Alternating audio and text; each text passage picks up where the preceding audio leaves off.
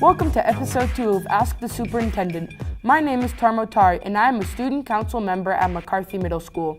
This week, Dr. Lang talks about his goals for the 2016-2017 school year, tackles questions about Common Core math, kindergarten, cutoff dates, and measuring student achievement. Before we get to community questions, we here at Ask the Superintendent have a question of our own. We'd like to ask you to share with us your goals for this year.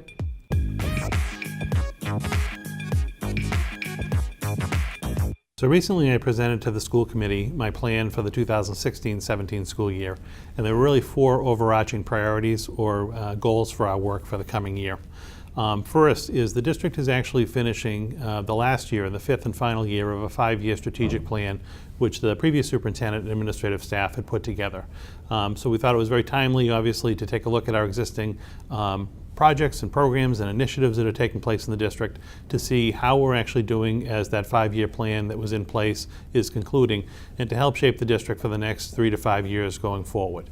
Well, we don't know what the actual plan at this point will be. I can't guarantee it's going to be a 5-year plan or a 4-year plan or a 3-year plan. I think that needs to really kind of develop from the building level and the school level and the staff level to figure out what we want to really focus our work on over the next 5 years.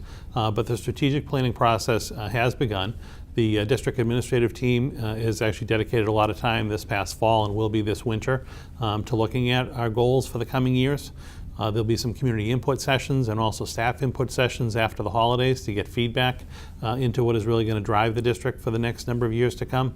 And my goal is really to, by the end of the spring, before we leave for the school year, to be able to have or launch a plan for Chelmsford, something, a Chelmsford 2020 type vision for the Chelmsford Public Schools, assessing the current state of programs and where we really would like to see our educational initiatives go over the coming time. I'd like people to be able to leave the 2016-17 school year for the summer, knowing when they return in the fall for 2017, what the priorities of the district are, what the staff and students in the district can look forward to working on, and really what are we going to be focusing our efforts on in the coming years. I think it's important as a district to have that strategic plan and that long-term outlook so that the decisions that we make on a daily basis can really be aligned with where we want the district to go. We can make decisions around staffing and around financial resources, having that long-term plan in mind. So I'm very excited about that work, and that work will continue. As you know, also this past fall, we're very fortunate to have the town meeting vote to support the addition of modular classrooms at our elementary schools.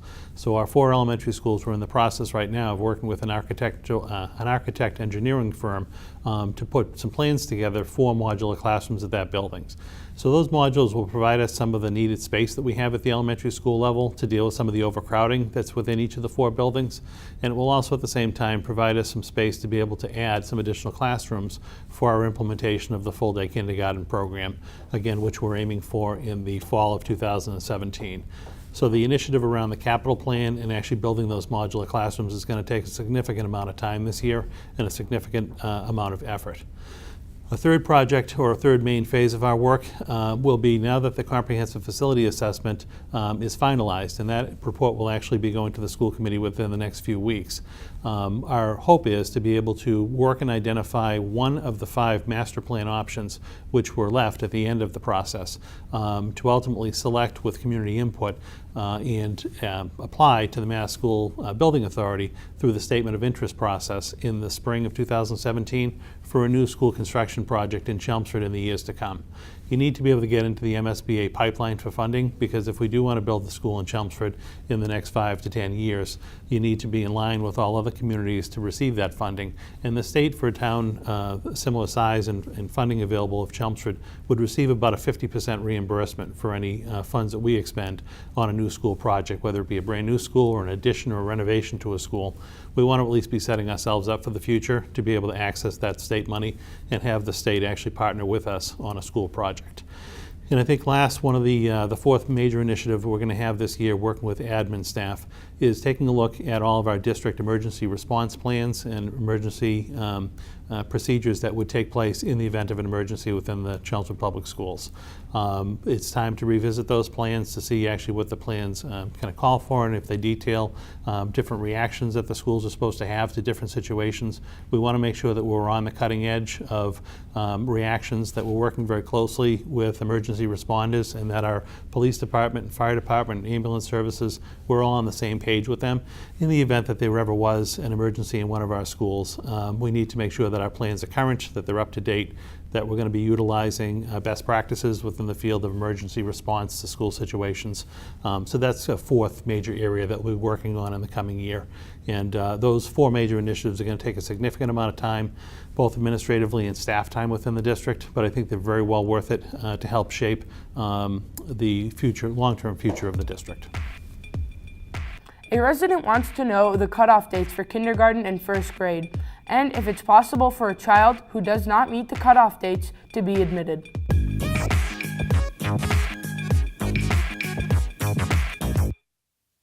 Thanks again, Tarmo, for that question. The kindergarten cutoff date for the coming school year has been changed to August 31st. Last spring, the school committee took a look at the policy around entry ages for kindergarten in the district and made the decision based on the administration's recommendation to become in line with most of the other communities in our area.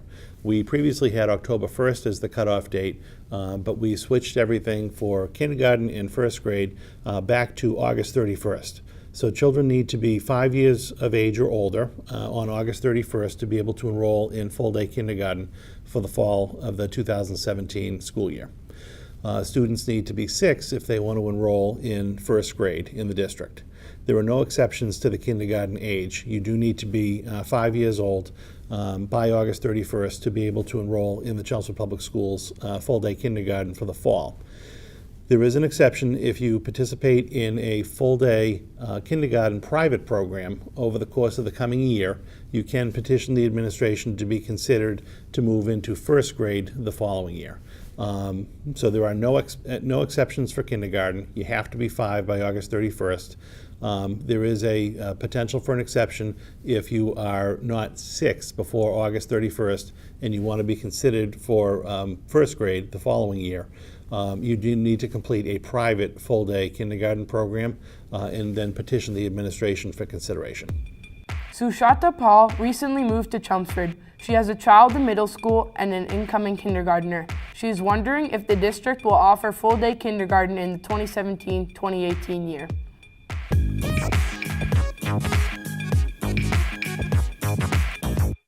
Thank you, Tarmo. The Chelmsford Public Schools will be offering full-day kindergarten in the fall of 2017. This has been something that we've been trying to address for a number of years, and this will finally be the year that we implement full-day kindergarten in the district. The district recently, on our district website, advertised the first round of dates for the fall registration, and we'll be enrolling students on February 14th, 15th, and 16th at the Central Administration Office. If you are going to turn 5 by August 31st, then you can enroll in our full-day kindergarten program for the fall.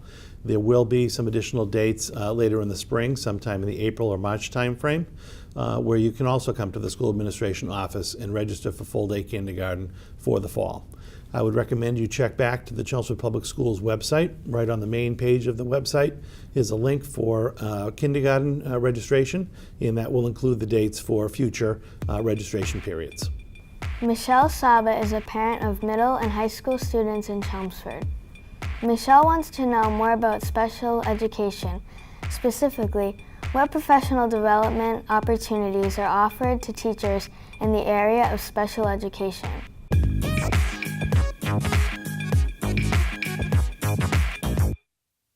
Thanks, Ruby, for bringing Michelle's question forward.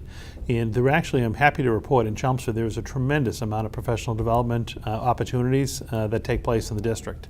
On a monthly basis, there are actually half days that are scheduled where staff will get together either at the department or school level for professional development and training opportunities. We utilize, as you may know, a full day of professional development training the Tuesday in November, typically on Election Day. That's a day that kids don't come to school, but actually staff do, and they receive professional development training. And also on the first day of school, the orientation day before kids come back, is another day dedicated to general meetings and updating individuals with regard to professional development and orientation type initiatives. So I think there is a tremendous amount of programming that takes place. I'm also happy to report, specifically with work between regular ed classroom teachers and special education classroom teachers. There's a lot of co-teaching that actually takes place in the Chelmsford Public Schools that you don't see everywhere. And for co-teaching to really be able to be successful for the teaching staff themselves, because it's a different model than just having an individual teacher in a classroom, having full control over a class, the teachers need to be able to partner with each other and work well to support all students in the classroom. So there is professional development and training that goes into kind of fostering those environments so that they can be positive for students. Different consultants will come in from time to time and actually go into classrooms and observe co-teaching models and give recommendations to the staff so that they're working together as best they can to service not only the special education students but all students in their classroom. And I think that really is a benefit of Chelmsford, and you don't see in a lot of other communities, at least the ones that I'm familiar with, having the multiple trained and licensed professionals in classrooms working to support all students. So the amount of professional development in the district, I think, is relatively significant. I think in Chelmsford, but then in a lot of other communities, the difficulty becomes, providing all of this support and training in the confines of a school day. So we as a district also really kind of encourage and foster an environment where teaching staff can go and take professional development or graduate courses outside of the school day. And we have a lot of teachers that do that. They'll go to UMass Lowell or Fitchburg State, Boston College. They can go to any college they'd like to and actually participate in graduate level coursework that they can then kind of build their repertoire and bring skills back to the district. We have a good tuition reimbursement program that allows teachers to be able to take advantage of that, to go outside of the district provided training and provide some additional either content specific or even pedagogy related training around instructional practices and what's best for all students, not necessarily just special education students. Michelle also wanted to know more about the Chelmsford Schools' approach to discipline for students with special needs.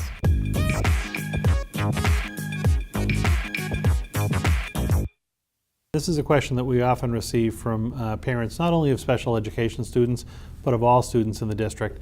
How do individual schools and even individual classrooms handle discipline? And is there any consistency and continuity across the schools?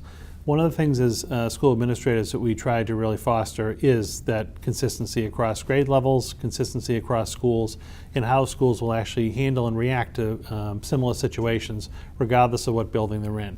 It takes an incredible amount of time and an incredible amount of training to be able to do that. So I think a lot of this starts, and I won't only address this for special education students, but really all students. A lot of this starts from the individual student handbooks that you'll see actually at the high school level and the middle school level. I think people are very familiar with, but also at the elementary school level. Typically what will happen within those handbooks is it will lay out different issues or different situations that will come up and then what the response from the school staff would be. And one of the things that when we do our training and professional development with our administrative leaders in the district, we'll work on that consistency. You'll see a lot of work and discussion about different pride initiatives in the schools. And I've seen a lot of different rubrics that get created by school level. I was actually at South Row not too long ago, one of the elementary schools in the district, and they have a very prescribed way of dealing with different issues that come up in the building. And I think it's very important for both staff and students and parents to know what the consequences of an action are, and then also for things to be followed when something happens. Because this is a training, and you want someone to know if you do X, then Y is going to happen. And what's important to me as a superintendent, and I think a lot of our administrators in the district, what I'd like to know is if you do X, then this consequence Y is going to happen, but that's going to be the same at all 4 elementary schools. That's going to be the same at both middle schools. And obviously there's only one high school, but even with the high school you can look at that and say, I want equity and I want my children treated fairly within houses. So there's 3 houses at the high school, and I would want to know as a parent that, that the 3 deans at the high school we're all on the same page as far as what are their expectations for students. And this, again, just isn't high school, but the whole district. What are the expectations for students? Where do we want to see students respond or behave? How do we want that to look within schools? At the elementary level, you actually have to help kids and show them what that looks for, and you have to be very detailed in your responses. But when you set the expectation, when you set the guidelines for what is expected behavior, and then someone doesn't follow that behavior, then there's a consequence. And we want that consequence to be consistent from school to school. And that's something that we work on as a district. One of the things I would recommend as a parent or anyone from the outside kind of watching this is go to your school's website and actually download a copy of the student handbook that will actually show what are the disciplinary consequences within schools.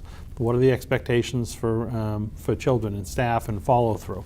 Oftentimes I think a lot of people don't look at those handbooks or guidelines unless there's an incident that actually comes into play, and then you're referring to it to find out what the consequence is going to be.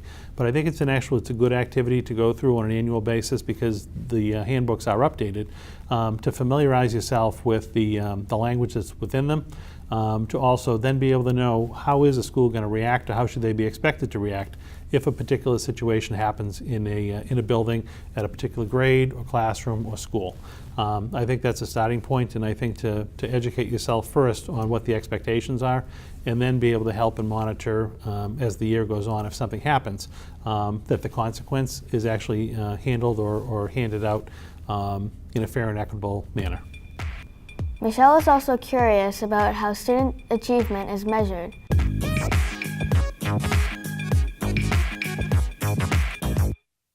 Student achievement is obviously significant, and it's at the forefront of a lot of the decisions and discussions that occur within a school department.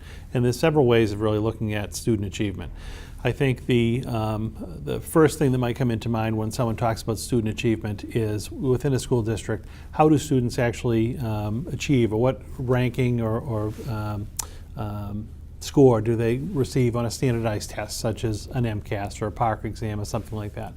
Oftentimes, when you look at individual schools or you look at individual districts and you hear student achievement, it refers to what is the kind of the standardized test and how do the children perform on it. And that's certainly one measure of student achievement. And I think as a district, what we try to do is to make a kind of a complete look or a complete package of a student and how they're achieving. We look at those standardized test results because they are important, and they tell us how our students are performing against similar students in the district across schools, and also norming them to other schools in the state, so that you get a kind of a big picture look at how your students are doing. But what I think as a district is equally as important is taking a look at district assessments that we utilize. We have a significant number of different formative and summative assessments that we'll use over the course of the year to actually progress monitor our students, and to see in the fall, how a student is doing, say, within mathematics or within the literacy program. We have different benchmarks that we set up, and what we try to do is actually we'll have a student take that assessment in the fall to get some baseline data, and then we'll come back 6 to 8 weeks later, have another assessment, a midterm, a spring, an end of the year assessment, and we want to monitor the students' progress that they make over the course of the year. That's equally important to us, and that's data that we actually have on an ongoing basis in schools. So if a teacher in a classroom has these district benchmarks, whatever they may be, they can actually see if a student is progressing on track to be able to then ultimately perform properly or successfully on the standardized test that they may take, whatever it ends up being in that particular spring. So I think for me personally, the district-based formative and summative assessments and any of the benchmark tests that occur are equally as important as the standardized test score, or that raw score that a student is going to receive. And again, for me personally, and a lot of administrators within our district, and again statewide, as important as the raw score is, or the total score that you receive on any type of an assessment, student growth is equally as important in my eyes. So when we see a raw score on a student, and let's say a student actually is performing at the needs improvement level, that they have some work to do to get to grade level. Certainly that is not might not be a good score to have as far as a raw score is concerned, but I'd want to dig deep into that particular student's learning and find out what type of growth has that student made. And we want to make sure that every student in this district is receiving minimally a year's growth in ELA and mathematics or whatever subject area you're looking on. So the raw scores sometimes can be deceiving. Similarly, I'm also concerned, and I hear a lot of feedback from parents about some of the high flyer students in the district, or some of the students who are really excelling in their learning, if they have an advanced score.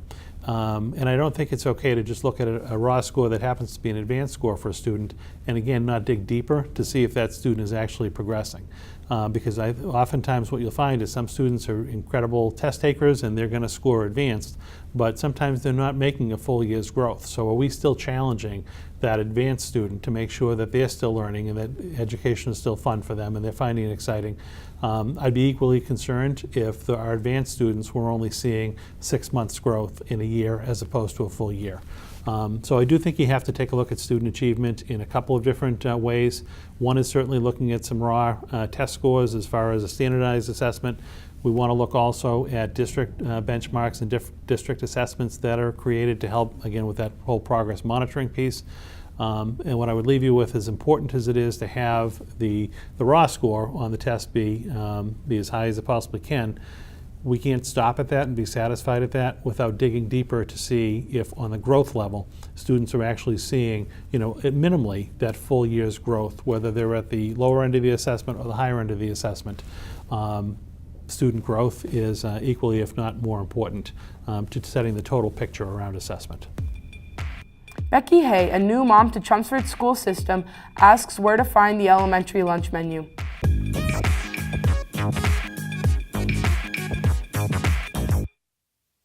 Again, Tarmo, thank you for this question being brought forth on behalf of Becky. We're glad to have you in the district, and school lunch menus at the elementary, the middle, and the high school level can be found on the Chelmsford Public Schools website. If you go to the main page of the website and click under the district tab, there is a link to the school nutrition department. If you then select the school nutrition department link, right on the header of the school nutrition page is a link for school menus. And there's a drop-down list. When you click on menus, you will be directed to a page that includes the monthly menus at each of our elementary, middle, and high schools. If you do not have access to a computer or are having trouble finding it on the district website as a link, you certainly could ask your individual school to print you a copy of the menu for that month, and they would be happy to do so. Katie, a mom of an elementary student, has difficulty understanding some of the new concepts presented in Common Core math. Is there a way to help parents or a possibility of a Common Core crash course for parents in each grade?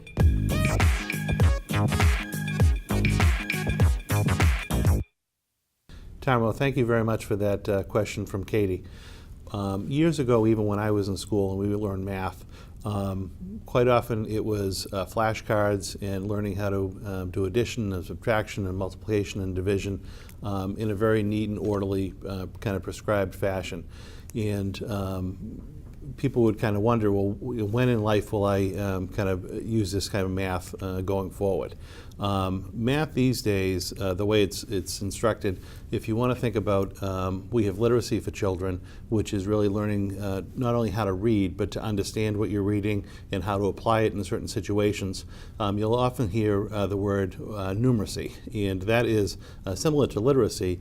It's learning math, being able to apply it in real-world situations. It's a different way of thinking about math. It's not as prescribed, and even as a parent of students who are using kind of the new Common Core math and mathematical instruction these days, I often find it difficult teaching my kids and helping them with their homework in math. So it's not uncommon for parents or whoever are trying to help their children with math to learn the new math or the new ways that math is instructed. One of the things that we strive with kids today in schools with regard to math is really learning multiple ways to solve the same problem, but using some common sense approaches to really understanding the nuts and bolts of math, how to apply it in certain situations. Rounding often comes into play, and there's a whole kind of prescribed way the teachers are now working with students to better learn math. As a district, one of the things that we have discussed doing is having, not only for mathematics, but also for different content area, having some parent workshops, and that is something that we're going to work on for the coming school year, for the 2017-18 school year. Maybe some monthly or bi-monthly workshops where parents can come in and actually see firsthand how instruction is taking place in classrooms and how to best support their students when they're learning new concepts. We think that would be helpful. One of the things I would recommend when working with your children around math, if you're not 100% comfortable with the content, is to tell your children that you're learning with them, that you don't have to be the expert, that this is different for you. It's different for me as a parent, and it's different for them, but to remain calm and actually try to, oftentimes students will have math journals, so pull out the math journal with them, kind of work hand in hand beside them when you're trying to figure out a problem, and let them see that you're also having some trouble and some difficulty understanding the content and trying to figure out the answer.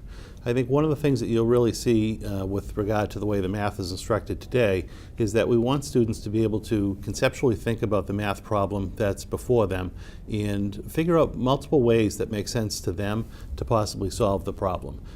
So it's changing that dynamic and that thinking about how to go about problem solving with math that is quite often different today. In addition to remaining calm and working through your students' journal, the other thing that you can do is oftentimes online there are different programs. Khan Academy is one that you can actually go online to be able to watch some instructional videos about specific content. You can Google a particular content or a particular lesson or something you're having trouble with, and see how it's actually being instructed from afar. And again, just working with your children, I think, is great. In the interim, our teachers are incredible in this district and are always happy to set out some time, before school, after school, or even just through an email communication. I would always recommend you approach your student's teacher and ask them about the content that they're covering, and if there are different ways that you could be helpful to your children, know how they're instructing in the classroom, and to better their educational experience when it comes to mathematics. Janet Chaput, with grandchildren in both middle and high schools, writes with a safety concern. Having recently attended the play at the high school, she notes that when leaving the school, the lighting is poor, and it's difficult to see obstacles when walking through the parking lot. Can you comment on how safety is assessed and maintained in the packed parking lot?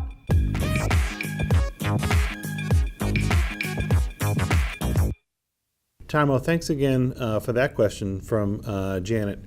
And the Chelmsford Public Schools and the town of Chelmsford really take the safety and security of our residents very seriously. I'm sorry to hear about the experience that you had with the lighting at the PAC Center. What I would recommend, not only for this case, but anytime residents or people who are attending a function in the Chelmsford Public Schools have a safety concern, please immediately seek out whoever the building attendant is at the building that evening. It may be a building custodian, there may be a building, again, an event attendant that would be watching the area to make sure, first and foremost, if it's a lighting issue, maybe there's a light bulb that's burnt out that could immediately be addressed and add some additional lighting to the area. If it's an issue where there are no light, it's not a light bulb type issue that has burned out, but we just need to add some additional lighting to the area, we would want to know that. Something along those lines is kind of a safety, security concern, we would try to address immediately. There were also longer-term fixes that would get rolled into capital budgeting and capital planning that may fall within the kind of the desired safety concerns within not only the PAC but within other buildings in the district. So I would appreciate you bringing it to the attention of whoever the building attendant is in the building where your event is being housed. If you can't find someone, you certainly could always go to the Chelmsford Public Schools webpage, go to the individual school where you are at, and email the school principal so that they can be informed of the situation, and then they would notify our facilities department, and we could work on that to try to help you and resolve that situation. But thank you very much for bringing that concern forward. Thank you for watching Ask the Superintendent. We hope you found it informative and helpful. If you would like to submit a question, please click on the Ask the Superintendent box on the Chelmsford Schools website.